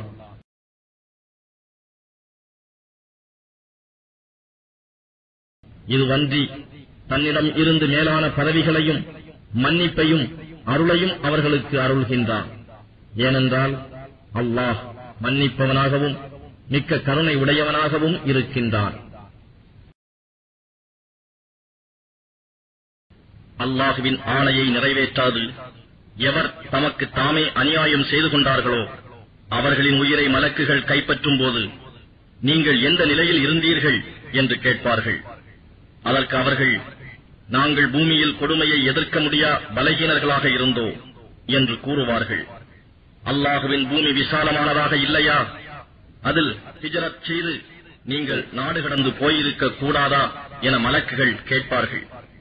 எனவே இத்தகையோர் ஒதுங்கும் இடம் நரகம்தான். சென்றடையும் இடங்களில் அது மிக கெட்டதாகும். ஆனால் ஆண்களிலும் பெண்களிலும் சிறுவர்களிலும் பலகீனமானவர்களை தவிர, ஏனெனில் இவர்கள் எவ்வித உபாயமும் தெரியாதவர்கள், வெளியேறி செல்ல வழியும் அறியாதவர்கள். அத்தகையோரை அல்லாஹ் மன்னிக்க போதுமானவன். ஏனெனில் அல்லாஹ் மிகவும் மன்னிப்பவனாகவும் பிழை பொறுப்பவனாகவும் இருக்கின்றான். இன்னும் தன் வீட்டை விட்டு வெளியிட்டு அல்லாஹுவின் பக்கமும் அவன் தூதர் பக்கமும் ஹிஜ்ரத் செல்லும் நிலையில் எவருக்கும் மரணம் ஏற்பட்டு விடுமானால் அவருக்குரிய நற்கூலி வழங்குவது நிச்சயமாக அல்லாஹுவின் மீது கடமையாகி விடுகின்றது. மேலும் அல்லாஹ் மிக மன்னிப்போனாகவும் பேரன்பு மிக்கோனாகவும் இருக்கின்றான். நீங்கள் பூமியில் பிரயாணம் செய்யும் போது காபிர்கள் உங்களுக்கு விஷமம் செய்வார்கள் என்று நீங்கள் அஞ்சினால், அப்பொழுது நீங்கள் தொழுகையை சுருக்கிக் கொள்வது உங்கள் மீது குற்றமாகாது. நிச்சயமாக காபிர்கள் உங்களுக்கு பகிரங்கமான பகைவர்களாக இருக்கின்றனர். நபியே, போர் முனையில் அவர்களுடன் நீர் இருந்து அவர்களை தொழ வைக்க நீர் இமாமாக நின்றால், அவர்களில் ஒரு பிரிவினர் தம் ஆயுதங்களை தாங்கிக் கொண்டு உம்முடன் தொழட்டும். அவர்கள் உம்முடன் சஜிதா செய்து தொழுகையை முடித்ததும் அவர்கள் விலகிச் சென்று உங்கள் பின்புறம் உங்களை காத்து நிற்கட்டும். அப்பொழுது தொழாமல் இருந்த மற்றொரு பிரிவினர் வந்து உம்முடன் தொழட்டும். ஆயினும் அவர்களும் தங்கள் ஆயுதங்களை தாங்கிய வண்ணம் தங்களை பற்றி எச்சரிக்கையாக இருக்கட்டும்.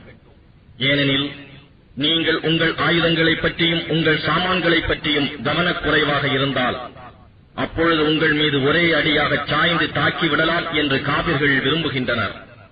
ஆனால் மழையினால் உங்களுக்கு இடைஞ்சல் இருந்தாலோ அல்லது நீங்கள் நோயாளிகளாக இருப்பதினாலோ உங்களுடைய ஆயுதங்களை கையில் பிடிக்க இயலாது கீழே வைத்து விடுவது உங்கள் மீது குற்றமாகாது. எனினும் நீங்கள் எச்சரிக்கையாகவே இருந்து கொள்ளுங்கள். நிச்சயமாக அல்லாஹ் காபிர்களுக்கு இழிவு தரும் வேதனையை சித்தப்படுத்தி வைத்திருக்கின்றான்.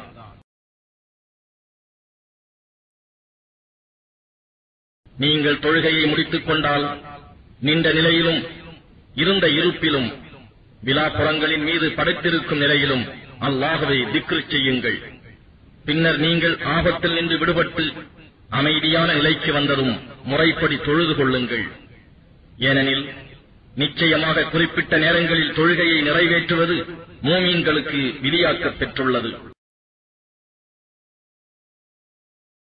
மேலும் பகை கூட்டத்தை தேடிச் செல்வதில் ஊக்கம் குன்றாதீர்கள். நீங்கள் போரில் துன்பப்படுவீர்களானால் நிச்சயமாக அவர்களும் உங்களைப் போன்றே துன்பப்படுகிறார்கள்.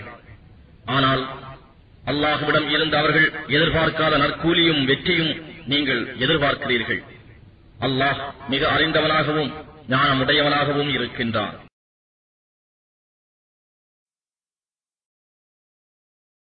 நபியே, அல்லாஹ் உமக்கு அறிவித்ததைக் கொண்டு நீர் மனிதர்களிடையே தீர்ப்பு வழங்குவதற்காக முற்றிலும் உண்மையைக் கொண்டுள்ள இவ்வேதத்தை நிச்சயமாக நாம் உம்மீது இறக்கியுள்ளோம். எனவே சதி மோசக்காரர்கள் சார்பில் வாதாடுபவர் ஆகிவிடாதீர். அவர்களுக்காக நீர் அல்லாஹ்விடம் மன்னிப்பு கோரும். நிச்சயமாக அல்லாஹ் மன்னிப்பவனாகவும் மிக்க கருணை உடையவனாகவும் இருக்கின்றார்.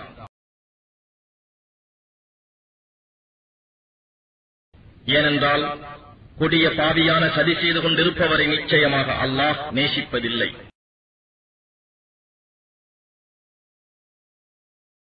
இவர்கள் தங்கள் சதிகளை மனிதர்களிடம் இருந்து மறைத்து விடுகின்றனர். ஆனால் அவற்றை அல்லாஹ்விடம் இருந்து மறைக்க முடியாது. ஏனெனில் அவன் பொருந்திக் கொள்ளா சொற்களில் அவர்கள் இரவில் சதி ஆலோசனை செய்யும் போது அவன் அவர்களுடன் இருக்கின்றான். மேலும் அவர்கள் செய்பவற்றையெல்லாம் அல்லாஹ் சூழ்ந்து அறிந்தவனாக இருக்கின்றான். மூமீன்களே, என்னே, இத்தகைய மனிதர்களுக்காகவா இவ்வுலகில் நீங்கள் வாதாடுகிறீர்கள்? நியாய தீர்ப்பு நாளில் அவர்களுக்காக அல்லாஹ்விடம் யார் வாதாடுவார்கள்? அல்லது அந்நாளில் அவர்கள் காரியங்களை பொறுப்பாளியாகிறவர் யார்? எவரேனும் ஒரு தீமையை செய்துவிட்டு அல்லது தமக்கு தாமே அநியாயம் செய்து பின்னர் அவர் மனப்பூர்வமாக அல்லாஹ்விடம் மன்னிப்பு கேட்பாரானால் அவரை அல்லாஹ் மன்னிப்பவனாகவும் மிக்க கருணை உடையவனாகவும் காண்பார்.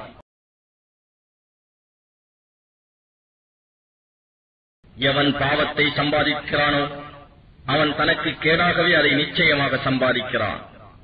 அல்லாஹ் யாவற்றையும் அறிந்தவனாகவும் ஞானமுடையவனாகவும் இருக்கின்றான். மேலும் எவன் ஒரு தவறையோ அல்லது பாவத்தையோ சம்பாதித்துவிட்டு அப்பால் அதனை ஒரு நிரபராதி மீது வீசிவிடுகிறானோ அவன் நிச்சயமாக அவதூற்றையும் பகிரங்கமான பாவத்தையும் சுமந்து கொள்கின்றான். நபியே, மீது அல்லாஹுவின் அருளும் அவனுடைய கிருபையும் இல்லாதிருந்தால் அவர்களில் ஒரு கூட்டத்தார் உம்மை வழி தவறி நடக்கும்படி செய்ய முயன்றிருப்பார்கள். ஆனால் அவர்கள் தங்களையே அன்றி உம்மை வழி தவறும்படி செய்ய முடியாது. இன்னும் அவர்களால் உமக்கு எந்தவிதமான தீங்கும் செய்துவிட முடியாது. மேலும் அல்லாஹ் உம்மீது வேதத்தையும் ஞானத்தையும் இறக்கியுள்ளான். நீர் அறியாது இருந்தவற்றையும் அவன் உமக்கு கற்றுக் கொடுத்தான். உம்மீது அல்லாஹுவின் அருட்கொடை மகத்தானதாகவே இருக்கின்றது.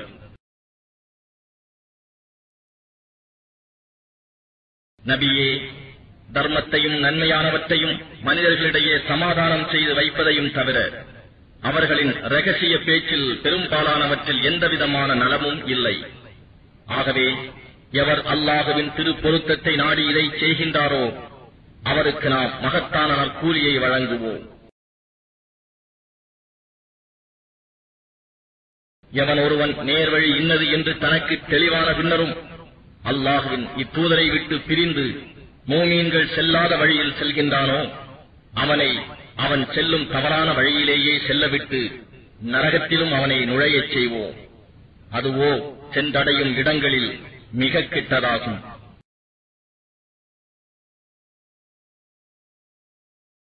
நிச்சயமாக அல்லாஹ் தனக்கு இணை வைப்பதை மன்னிக்கவே மாட்டான். ஆனால் இது அல்லாத பாவத்தை தான் நாடியவருக்கு மன்னிப்பான். எவன் ஒருவன் அல்லாஹுவுக்கு இணை வைக்கின்றானோ அவன் நிச்சயமாக வெகு தூரமான வழிகேட்டில் ஆகிவிட்டான். அவனை, அதாவது அல்லாஹுவை விட்டு அவர்கள் அழைப்பவையெல்லாம் பெண் தெய்வங்களே அன்றி வேறில்லை. இன்னும் துஷ்ட ஷைத்தானையும் தவிர வேறு யாரையும் அவர்கள் அழைக்கவில்லை. அல்லாஹ் அவனை, அதாவது ஷைத்தானை சபித்தான். உன் அடியார்களில் ஒரு குறிப்பிட்ட தொகையினரை நான் நிச்சயமாக எடுத்துக் கொள்வேன் என்றும்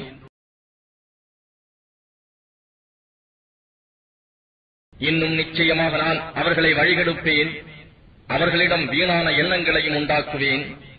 ஆடு, மாடு, ஒட்டகை போன்ற கால்நடைகளின் காதுகளை அறுத்து விடும்படியும் அவர்களை ஏவுவேன். இன்னும் அல்லாஹுவின் படைப்புகளை உடைய கோலங்களை மாற்றும்படியும் ஏவுவேன் என்றும் கூறினான். எனவே எவன் அல்லாஹுவை விட்டு ஷைத்தானை உற்ற நண்பனாக ஆக்கிக் கொள்கிறானோ அவன் நிச்சயமாக பகிரங்கமான பெரு நஷ்டத்தை அடைந்தவனாவான்.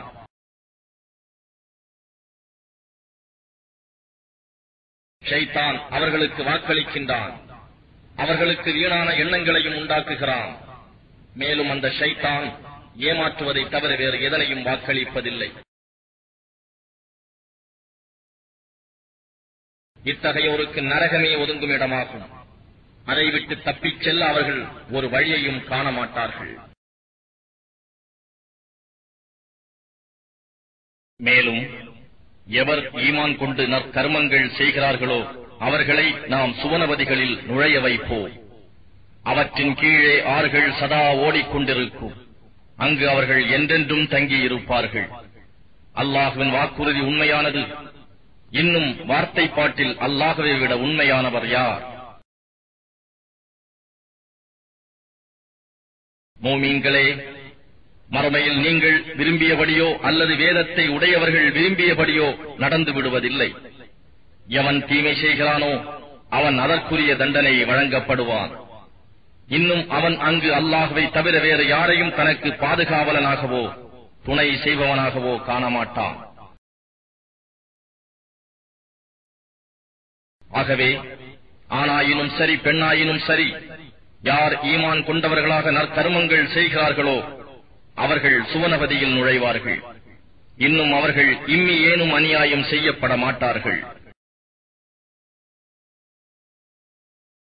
மேலும் எவர் அல்லாஹுவுக்கு முற்றிலும் வழிபட்டு இப்ராஹீமுடைய தூய மார்க்கத்தையும் பின்பற்றுகிறாரோ அவரை விட அழகிய மார்க்கத்தை உடையவர் யார்? இன்னும் அல்லாஹ் இப்ராஹீமை தன் மெய் அன்பராக எடுத்துக் கொண்டான்.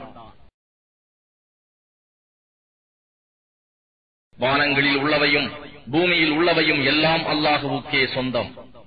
மேலும் அல்லாஹ் எல்லா பொருட்களையும் சூழ்ந்து அறிபவனாக இருக்கின்றான். நபியே, மக்கள் உம்மிடம் பெண்கள் பற்றி மார்க்க கட்டளை கேட்கிறார்கள். அதற்கு நீர் அவர்களைப் பற்றி அல்லாஹ் உங்களுக்கு தீர்ப்பு கூறுவான் என்று சொல்லும். தவிர வேதத்தில் உங்களுக்கு ஓதி காண்பிக்கப்படுவது அனாதை பெண்கள் சம்பந்தமாக அவர்களுக்கு விதிக்கப்பட்டதை, மகரை நீங்கள் அவர்களுக்கு கொடுக்காமல் அவர்களை நீங்கள் மணந்து கொள்ள விரும்பிக் கொண்டிருப்பதை பற்றியும், குழந்தைகளில் பலகீனமானவர்களைப் பற்றியும், அனாதைகளுக்கு நீங்கள் நீதியை நிலைநிறுத்த வேண்டும் என்பது பற்றியுமாகும். ஆகவே அவர்களுக்கு நன்மையாக நீங்கள் எதை செய்தாலும் அதை அல்லாஹ் நிச்சயமாக நன்கு அறிந்தவனாக இருக்கின்றான்.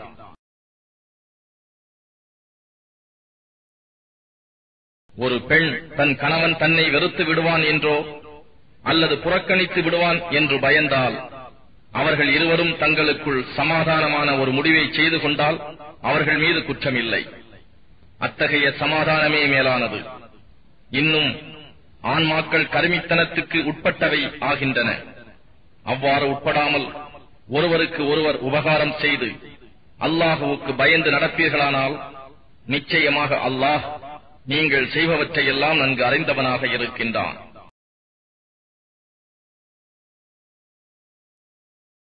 மூமீன்களே, நீங்கள் எவ்வளவுதான் விரும்பினாலும் மனைவியரிடையே நீங்கள் நீதம் செலுத்த சாத்தியமாகாது. ஆனால் ஒரே மனைவியின் பக்கம் முற்றிலும் சாய்ந்து மற்றவளை அந்தரத்தில் தொங்க விடப்பட்டவள் போன்று ஆக்கிவிடாதீர்கள். நீங்கள் அல்லாஹுவுக்கு பயந்து சமாதானமாக நடந்து கொள்வீர்களானால் நிச்சயமாக அல்லாஹ் மிகவும் மன்னிப்பவனாகவும் மிக்க கருணை உடையவனாகவும் இருக்கின்றான். சமாதானமாக இணைந்து வாழ முடியாமல் சமாதானமாக அவர்கள் இருவரும் பிரிந்துவிட்டால் இருவரையும் தன்னுடைய விசாலமான அருட்கொடையால் ஒருவர் மற்றவரை விட்டும் தேவையற்றவராக அல்லாஹ் ஆக்கிவிடுவான். அல்லாஹ் விசால அருள் உடையவனாகவும் ஞானமுடையவனாகவும் இருக்கின்றான்.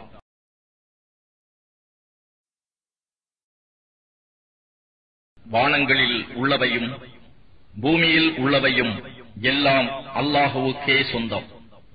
உங்களுக்கு முன் வேதம் கொடுக்கப்பட்டவர்களையும் உங்களையும் அல்லாஹுவுக்கே பயந்து நடக்குமாறு உபதேசம் செய்தோம். ஆனால் நீங்கள் அவனுக்கு மாறு செய்தால் அவனுக்கு நஷ்டம் ஒன்றுமில்லை. நிச்சயமாக வானங்களில் உள்ளவையும் பூமியில் உள்ளவையும் எல்லாம் அல்லாஹுவுக்கே சொந்தம்.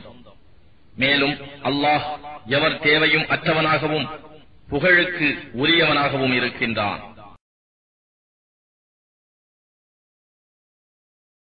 வானங்களில் உள்ளவையும் பூமியில் உள்ளவையும் யாவும் அல்லாஹுவுக்கே சொந்தம். இன்னும் உங்கள் எல்லா காரியங்களையும் பொறுப்பேற்றுக் கொள்வதில் அல்லாஹ்வே போதுமானவன்.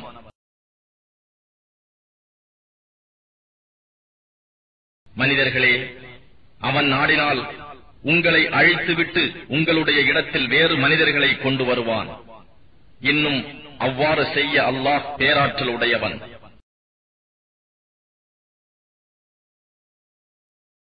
எவரேனும் இவ்வுலகில் பலனை மட்டும் அடைய விரும்பினால் அல்லாஹ்விடம் இவ்வுலக பலனும் மறு உலக பலனும் உள்ளன. அல்லாஹ் கேட்பவனாகவும் பார்ப்பவனாகவும் இருக்கின்றான் என்று அவரிடம் கூறுவீராக. மூமீன்களே, நீங்கள் நீதியின் மீது நிலைத்து இருப்பவர்களாகவும் உங்களுக்கோ அல்லது உங்கள் பெற்றோருக்கோ அல்லது நெருங்கிய உறவினருக்கோ விரோதமாக இருப்பினும் அல்லாஹுவுக்காகவே சாட்சி கூறுபவர்களாகவும் இருங்கள். நீங்கள் சாட்சியம் அளிப்பவர்கள் அவர்கள் செல்வர்களாக இருந்தாலும் ஏழைகளாக இருந்தாலும் உண்மையான சாட்சியம் கூறுங்கள். ஏனெனில் அல்லாஹ் அவ்விருவரையும் காப்பதற்கு அருகதையுடையவன்.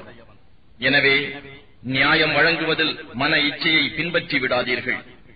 மேலும் நீங்கள் மாற்றிக் கூறினாலும் அல்லது சாட்சி கூறுவதை புறக்கணித்தாலும் நிச்சயமாக அல்லாஹ் நீங்கள் செய்வதையெல்லாம் நன்கு அறிந்தவனாகவே இருக்கின்றான்.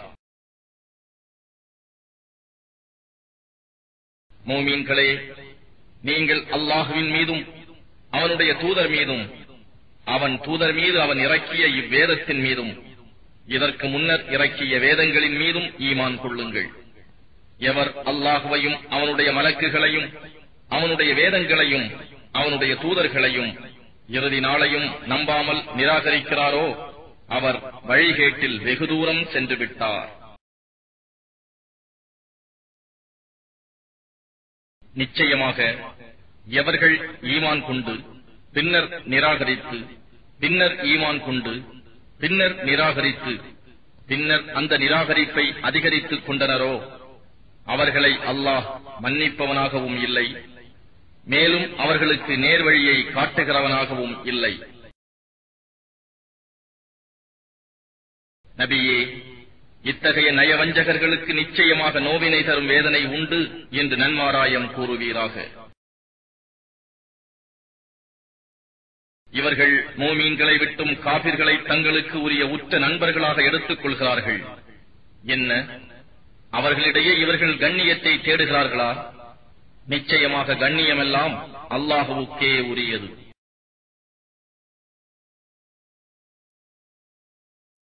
மோமீன்களே, அல்லாஹுவின் வசனங்கள் சிலரால் நிராகரிக்கப்படுவதையும் பரிகசிக்கப்படுவதையும் நீங்கள் கேட்டால் அவர்கள் இதை விட்டு வேறு விஷயத்தில் ஈடுபடும் வரையில் அவர்களோடு நீங்கள் உட்கார வேண்டாம் என்று வேதத்தின் மூலம் அவன் உங்கள் மீது கட்டளை இறக்கியுள்ளான். அவ்வாறு உட்கார்ந்தால் நீங்களும் அவர்களை போன்றவர்களே. நிச்சயமாக அல்லாஹ் நயவஞ்சகர்களையும் காபிர்களையும் எல்லாம் நரகத்தில் ஒன்றாகச் சேர்த்து விடுவான்.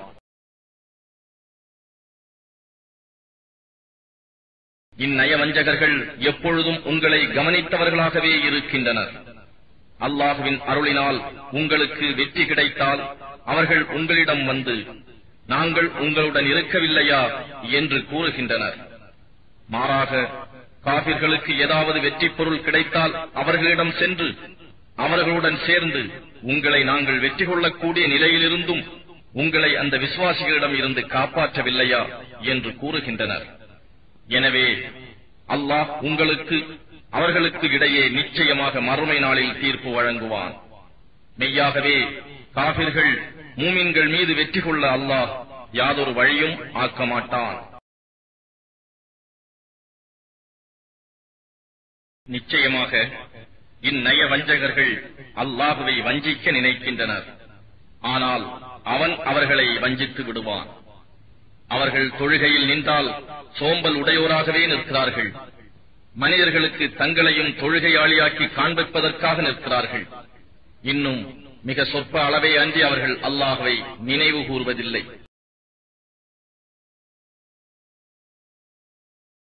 இந்த நயவஞ்சகர்கள் மூமின்களின் பக்கமும் இல்லை, காபிர்களின் பக்கமும் இல்லை.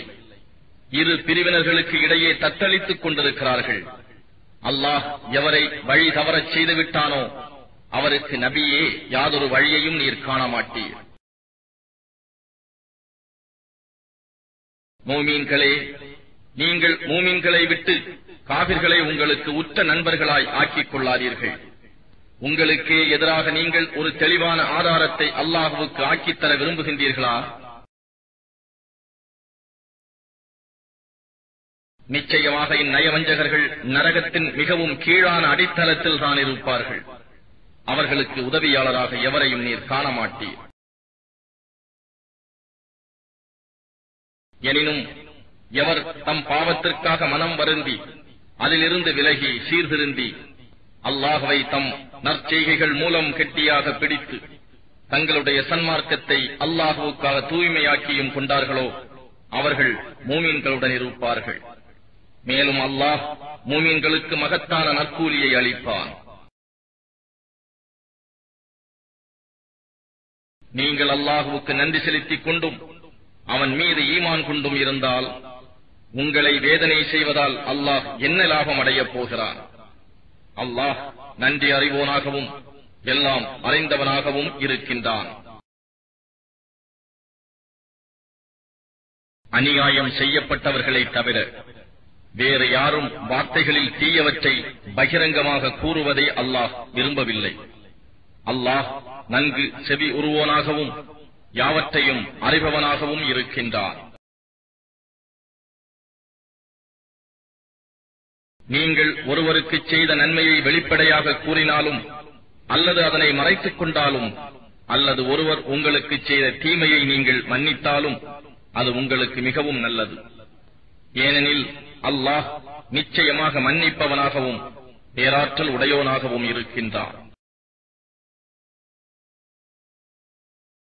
நிச்சயமாக அல்லாஹுவையும் அவன் தூதர்களையும் நிராகரிப்பவர்கள் அல்லாஹுவுக்கும் அவன் தூதர்களுக்கும் இடையே பாகுபாடு செய்ய விரும்பி நாம் அத்தூதர்களில் சிலர் மீது ஈமான் கொள்வோம், சிலரை நிராகரிப்போம் என்று கூறுகின்றனர். குஃப்ருக்கும் ஈமானுக்கும் இடையே ஒரு வழியை உண்டாக்கிக் கொள்ள நினைக்கின்றார்கள். இவர்கள் யாவரும் உண்மையாகவே காபிர்கள் ஆவார்கள்.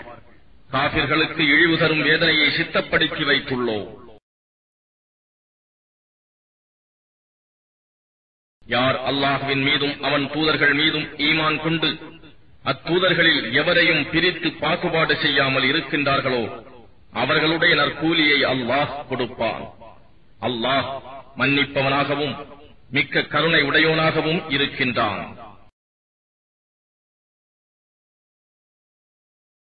நபியே, வேதமுடையவர்கள் தங்கள் மீது ஒரு வேதத்தை வானத்தில் இருந்து நீர் இறக்கி வைக்க வேண்டும் என்று உம்மிடம் கேட்கின்றனர். அவர்கள் மூசாவிடம் இதைவிட பெரியது ஒன்றை கேட்டு எங்களுக்கு அல்லாஹ்வை பகிரங்கமாக காட்டுங்கள் என கூறினர். ஆகவே அவர்களுடைய அக்கிரமத்திற்காக அவர்களை இடி தாக்கியது. அப்பால் அவர்களுக்கு தெளிவான ஆதாரங்கள் வந்த பின்னும் அவர்கள் காளைக்கன்றை வணங்கினார்கள். அதையும் நாம் மன்னித்தோம். இன்னும் நாம் மூசாவுக்கு தெளிவான ஆதாரத்தையும் கொடுத்தோம். மேலும் அவர்களிடம் வாக்குறுதி வாங்கும் பொருட்டு அவர்கள் மேல் தூர் சினாய் மலையை உயர்த்தினோம். இன்னும் இந்த வாசலில் தலைகுனிந்து தாழ்மையாக நுழையுங்கள் என்று சொன்னோம். மேலும் மீன் வேட்டையாடி சனிக்கிழமையின் வரம்பு மீறாதீர்கள் என்றும் கூறினோம். இன்னும் அவர்களிடம் இருந்து மிக உறுதியான வாக்குறுதியும் வாங்கினோம். அவர்களுடைய வாக்குறுதியை அவர்கள் மீறியதாலும் அல்லாஹ்வின் வசனங்களை அவர்கள் நிராகரித்து விட்டதாலும் அநியாயமாக அவர்கள் நபிமார்களை கொலை செய்ததாலும் எங்கள் இதயங்கள் திரையிடப்பட்டுள்ளன, எனவே எந்த உபதேசமும் அங்கே செல்லாது என்று கூறியதாலும் அல்லாஹ் அவர்களை சபித்து விட்டான். அவர்களுடைய நிராகரிப்பின் காரணத்தால் அல்லாஹ் அவர்களுடைய இருதயங்களின் மீது முத்திரையிட்டு விட்டான். ஆகவே அவர்களில் சிலரை தவிர மற்றவர்கள் ஈமான் கொள்ள மாட்டார்கள்.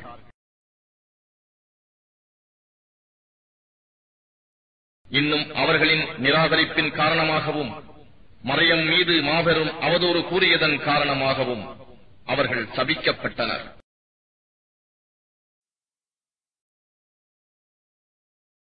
இன்னும் நிச்சயமாக நாங்கள் அல்லாஹுவின் தூதராகிய மரியமின் குமாரராகிய ஈசா மசீகை கொன்றுவிட்டோம் என்று அவர்கள் கூறுவதாலும் அவர்கள் சபிக்கப்பட்டனர்.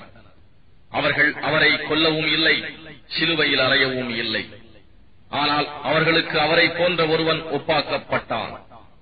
மேலும் இவ்விஷயத்தில் அபிப்பிராய பேதம் கொண்டவர்கள் அதில் சந்தேகத்திலேயே இருக்கின்றார்கள். வெறும் யூகத்தை பின்பற்றுவதை அன்றி அவர்களுக்கு இதில் எத்தகைய உறுதியான அறிவும் கிடையாது. நிச்சயமாக அவர்கள் அவரை கொல்லவே இல்லை. ஆனால் அல்லாஹ் அவரை தன் அளவில் உயர்த்திக் கொண்டான். இன்னும் அல்லாஹ் வல்லமை மிக்கோனாகவும் ஞானமுடையோனாகவும் இருக்கின்றான். வேதமுடையவர்களில் எவரும் தாம் இறப்பதற்கு முன் அவர் ஈசா மீது ஈமான் கொள்ளாமல் இருப்பதில்லை. ஆனால் மறுமை நாளில் அவர் அவர்களுக்கு எதிராக சாட்சி சொல்பவராக இருப்பார்.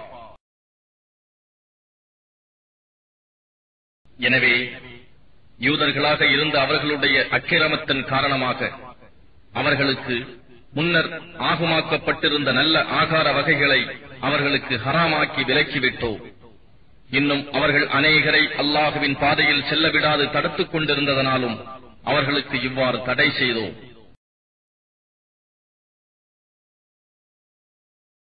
வட்டி வாங்குவது அவர்களுக்கு தடை செய்யப்பட்டிருந்தும் அவர்கள் அதை வாங்கி வந்ததன் காரணமாகவும், தவறான முறையில் அவர்கள் மக்களின் சொத்துக்களை விழுங்கிக் கொண்டிருந்ததன் காரணமாகவும் இவ்வாறு தண்டனை வழங்கினோம்.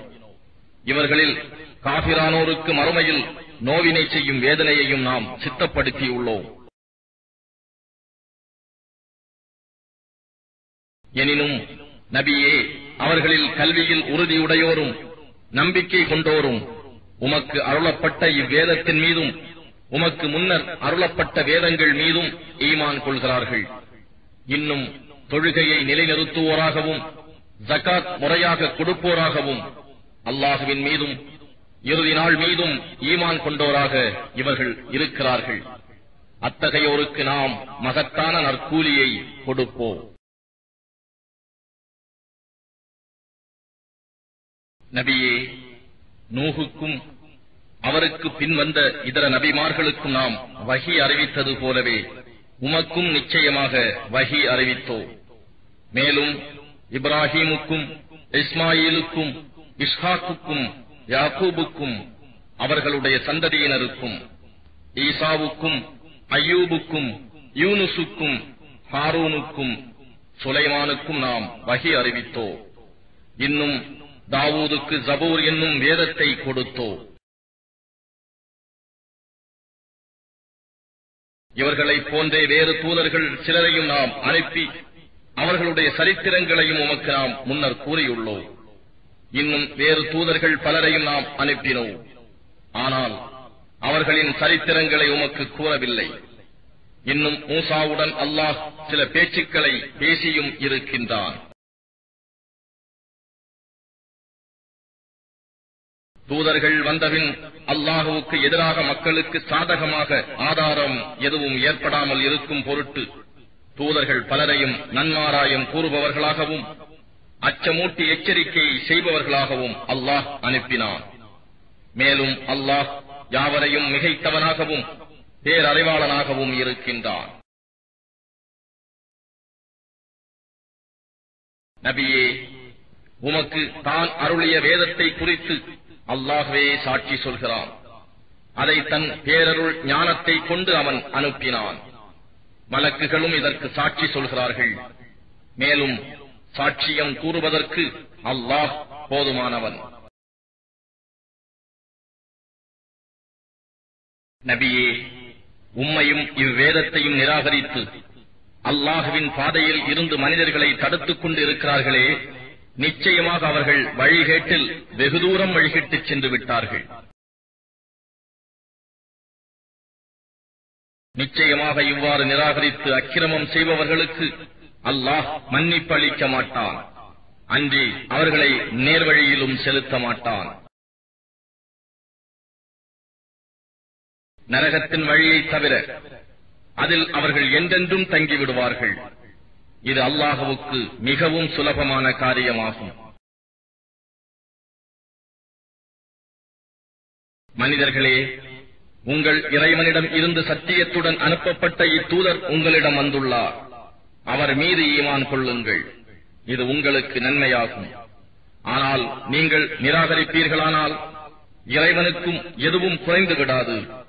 ஏனெனில் நிச்சயமாக வானங்களிலும் பூமியிலும் இருப்பவை அனைத்தும் அல்லாஹுவுக்கே உரியவை. அல்லாஹ்வே யாவற்றையும் நன்கறிந்தோனும் ஞானமிக்கோனும் ஆவான்.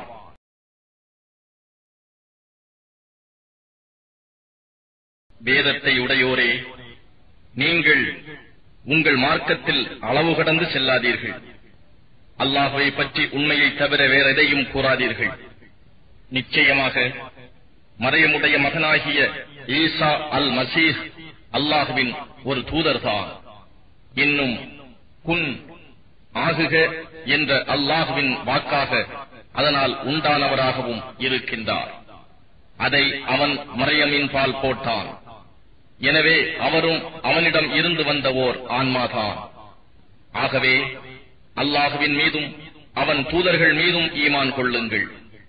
இன்னும் வணக்கத்திற்குரிய இறைவன் 3 என்று கூறாதீர்கள். இப்படி கூறுவதை விட்டு விலகிக் கொள்ளுங்கள். இது உங்களுக்கு நன்மையாகும். ஏனெனில் வணக்கத்திற்கு உரிய இறைவன் அல்லாஹ் ஒருவன்தான். அவனுக்கு எவரும் சந்ததியாக இருப்பதில் இருந்து அவன் தூய்மையானவன். வானங்களிலும் பூமியிலும் இருப்பவையெல்லாம் அவனுக்கே சொந்தம். காரியங்கள் அனைத்திற்கும் பொறுப்பேற்றுக் கொள்வதற்கு அல்லாஹ்வே போதுமானவன்.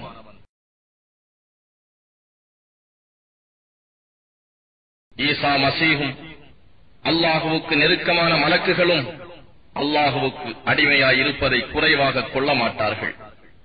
எவர் அவனுக்கு அடிமையாய் வழிபடுதலை குறைவாக எண்ணி கர்வமும் கொள்கிறார்களோ அவர்கள் யாவரையும் மறுமையில் தன்னிடம் ஒன்று சேர்ப்பான்.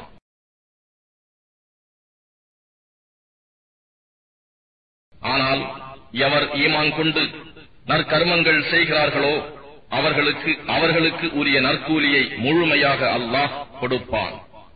இன்னும் தன் அருளினால் அவர்களுக்கு அதிகமாகவும் வழங்குவான். எவர் அவனுக்கு வழிபடுதலை குறைவாக எண்ணி கர்வமும் கொள்கிறார்களோ அவர்களை நோவினை செய்யும் வேதனை கொண்டு வேதனை செய்வான்.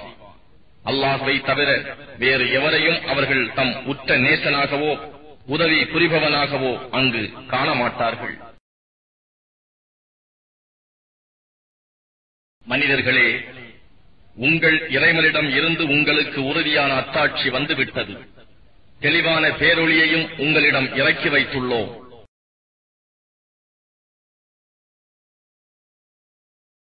ஆகவே யார் அல்லாஹுவின் மீது ஈமான் கொண்டு அவன் அருளிய நேர் வழியினை பலமாக பிடித்துக் கொள்கிறார்களோ அவர்களை தன் ரஹ்மத்திலும் அருளிலும் புகச் செய்கிறான்.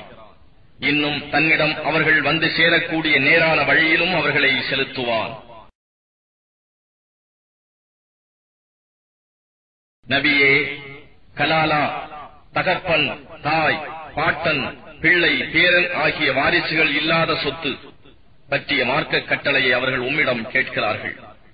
நீர் கூறும், அல்லாஹ் உங்களுக்கு இவ்வாறு கட்டளையிடுகிறான். ஒரு மனிதன் இறந்துவிட்டால் அவனுக்கு மக்கள் இல்லாமல் இருந்து ஒரு சகோதரி மட்டும் இருந்தால் அவளுக்கு அவன் விட்டுச் சென்றதிலிருந்து சரிபாதி பங்கு உண்டு. இதற்கு மாறாக ஒரு பெண் இறந்துவிட்டால் அவளுக்கு மக்கள் யாரும் இல்லாதிருந்தால் அவளுடைய சகோதரனாகிய அவன் அவள் சொத்து முழுமைக்கும் வாரிசு ஆவான். 2 சகோதரிகள் இருந்தால் அவன் விட்டுச் சென்ற சொத்தில் 2/3 பாகத்தை அடைவார்கள். அவளுக்கு உடன் பிறந்தவர்கள் ஆண்களும் பெண்களுமாக இருந்தால் 2 பெண்களுக்கு உரிய பாகம் ஓர் ஆணுக்கு உண்டு. நீங்கள் வழி தவறாமல் இருப்பதற்காகவே அல்லாஹ் உங்களுக்கு இவ்விதிகளை விளக்கி வைக்கிறான். அல்லாஹ் யாவற்றையும் நன்கு அறிந்தவனாக இருக்கின்றான்.